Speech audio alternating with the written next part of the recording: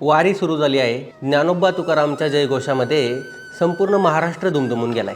या वारीसाठी लाखो लोक पायी चाललेले आहेत। ही पालखी जेव्हा पुण्यामध्ये आली त्यावेळेस लाखोंच्या संख्येने लोक ज्ञानोबा तुकोबांच्या पालखीचं दर्शन घेण्यासाठी गेले। एवढ्या मोठ्या प्रचंड संख्येने लोक तिथे जातात, आपण जातो, पण बऱ्याचदा आपल्याला माहित नसतं की वारकरी कोणाला म्हणायचं, वारकरी संप्रदाय नेमका काय आहे, या संप्रदायाचे नियम काय आहे, त्या संप्रदायाची दीक्षा कशी घेतली जाते, या वारकरी संप्रदायाचा जातीशी, धर्माशी किंवा राजसत्तेशी काय संबंध असतो। नमस्कार, मी गणेश साळुंके आणि वारी संदर्भात सुरू केलेल्या या विशेष सिरीजमधून आजच्या या भागात आपण हे सगळं जाणून घेणार आहोत। तर वारकरी कोणाला म्हणायचं? वारकरी म्हणजे नियमित वारी करणारा। वारी म्हणजे काय, तर एखाद्या देवाच्या दर्शनासाठी नियमितपणे जाणे किंवा एखाद्या यात्रेसाठी जाणं। पण वारकरी संप्रदायामध्ये वारीला विशेष महत्त्व आहे, त्यामुळे या संप्रदायालाच वारकरी असं नाव पडलंय। आषाढी आणि कार्तिकी या दोन वाऱ्या अत्यंत प्रसिद्ध वाऱ्या आहेत।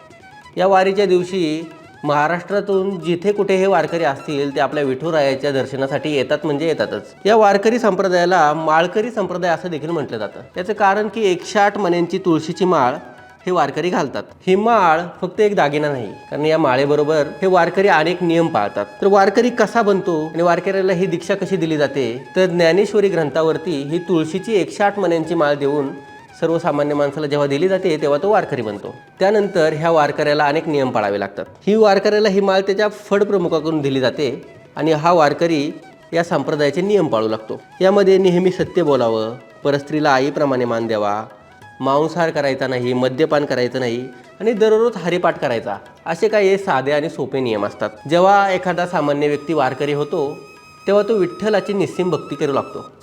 आणि आपण सर्वजण जेव्हा विठ्ठलाला पाहतो तेव्हा आपल्या मनात एक प्रश्न पडतो की हा विठ्ठल विटेवरती का उभा आहे आणि या विठ्ठलाचे हात कमरेवरतीच का बरं आहेत? तर यासाठी या वारकरी संप्रदायामध्ये एक सुंदर कथा आहे।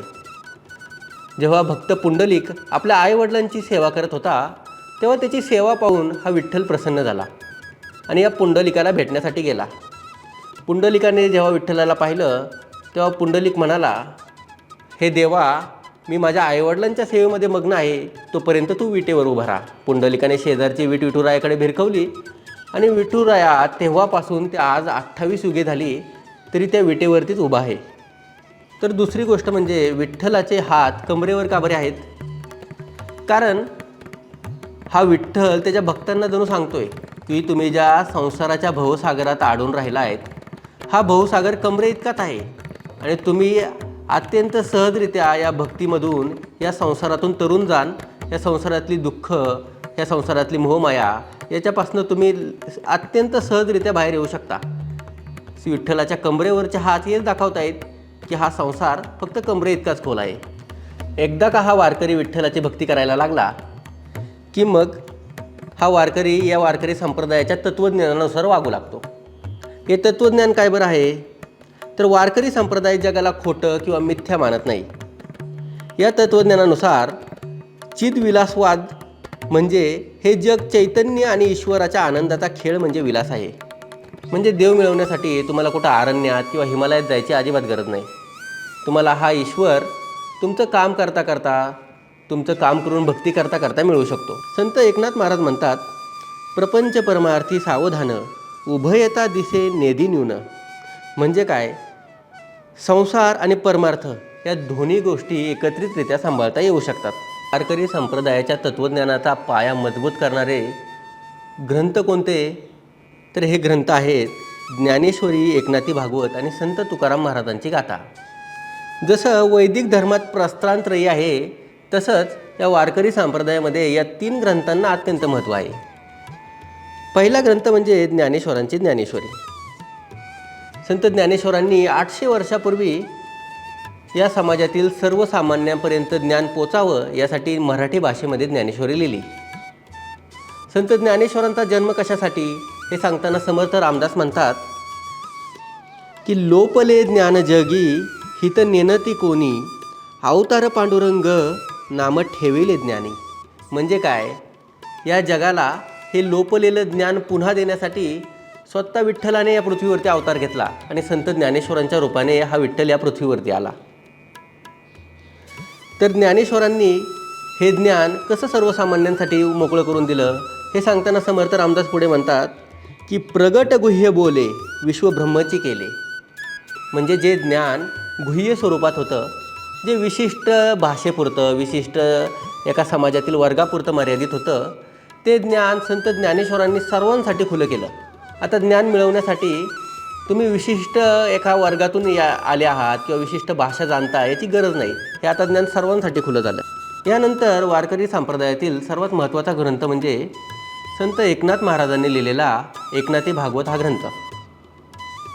संस्कृत श्रीमद भागवत पुराणातील 11व्या स्कंदावर आधारित असणारा हा ग्रंथ वारकरी संप्रदायाचा पाया मानला जातो. तर याचप्रमाणे संत तुकाराम महाराजांच्या अभंगांचं संकलन असणारा संत तुकारामांची गाथा हा सुद्धा ग्रंथ अत्यंत महत्त्वाचा आहे. या 3 ग्रंथांमध्ये हा सुद्धा ग्रंथ आहे. संत तुकाराम महाराज त्यांच्या अभंगांमधून ईश्वराची भक्ती करायला शिकवतात, ईश्वराचं नाम घ्यायला शिकवतात. पण त्याचबरोबर ते एक समाजामध्ये खूप मोठं प्रबोधन घडवून आणतात. समाजात चालत आलेल्या अनिष्ट रूढी परंपरा, चालीरीती याच्यावरती अत्यंत परखड भाषेत संत तुकारामांनी भाष्य केलं आहे. संत तुकाराम महाराज एका अभंगामध्ये म्हणतात, वेदांचा तो अर्थ आम्हासीच ठावा, एरांनी व्हावा भारमाता. म्हणजे आता हा वेदांचा अभ्यास करण्यासाठी किंवा ह्या भक्ती परंपरेत पुढं जाण्यासाठी, ईश्वराची भक्ती करण्यासाठी, ईश्वराला मिळवण्यासाठी विशिष्ट प्रकारच्या तुम्ही वर्गातून आला आहात याची गरज नाही. हे कोणीही करू शकतं आणि हे सगळ्यांना शक्य आहे. त्यासाठी फक्त ईश्वराची भक्ती करण्याची गरज आहे. हे तुकाराम महाराजांच्या या अभंगावरून समजून येतं. वारकरी संप्रदायाचे ग्रंथ समजले की मग प्रश्न पडतो की वारकरी संप्रदाय या संप्रदायाची मुळं काय आहेत, या संप्रदायाचा धर्माशी काय संबंध आहे. तर वारकरी संप्रदाय हा भागवत धर्माचा आणि वैष्णव परंपरेचा भाग मानला जातो. या संप्रदायामध्ये विठ्ठलाला भगवान विष्णूंचा जो कृष्णाचा अवतार आहे त्यातच स्वरूप मानलं जातं. म्हणून तर पंढरपूरला दक्षिण द्वारका असं सुद्धा म्हणतात.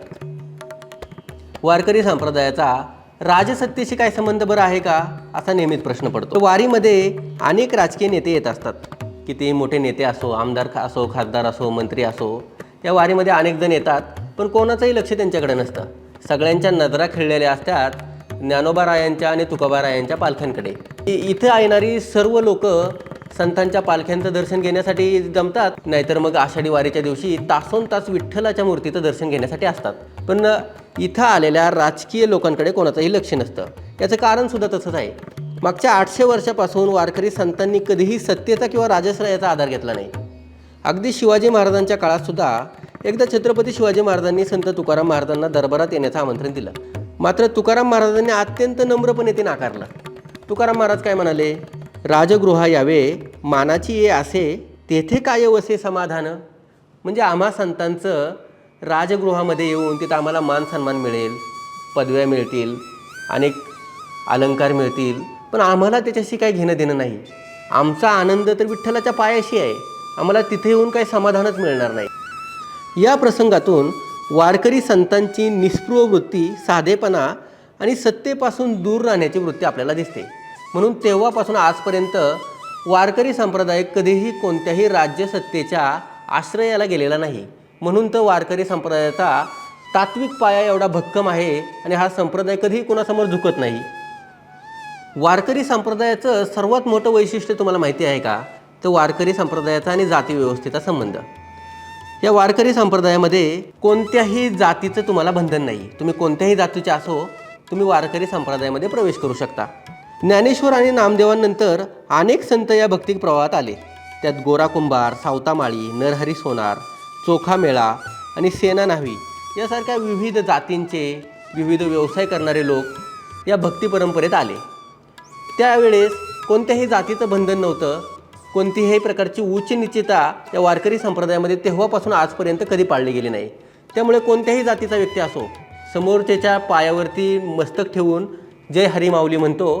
कारण इथं कोणत्याही प्रकारच्या उच्च नीतीचा भेदभाव केला जात नाही. त्या काळातल्या संतांच्या अभंगांमध्ये आपल्याला कांदामुळा भाजी, कुलालाचे वंशी, कात्री वस्त्रा यासारख्या गोष्टी दिसतात. याच गोष्टी दाखवतात की संत परंपरेत सुद्धा विविध जातीचे संत आपल्याला पाहायला मिळतात. त्यामुळं आपल्या महाराष्ट्राला जो जातीच्या भेदाचा जो शाप आहे, तो शाप जर मिटवायचा असेल तर वारकरी संप्रदाय तो भेद मिटवू शकतो अशी मान्यता आहे. म्हणूनच महाराष्ट्राला आणि महाराष्ट्राच्या राजकारणाला जी जातीभेदाची, जी कट्टरतेची कीड लागली आहे ती नष्ट व्हायची असेल तर वारकरी संप्रदायाचा अधिकाधिक विस्तार झाला पाहिजे अशी मान्यता आहे.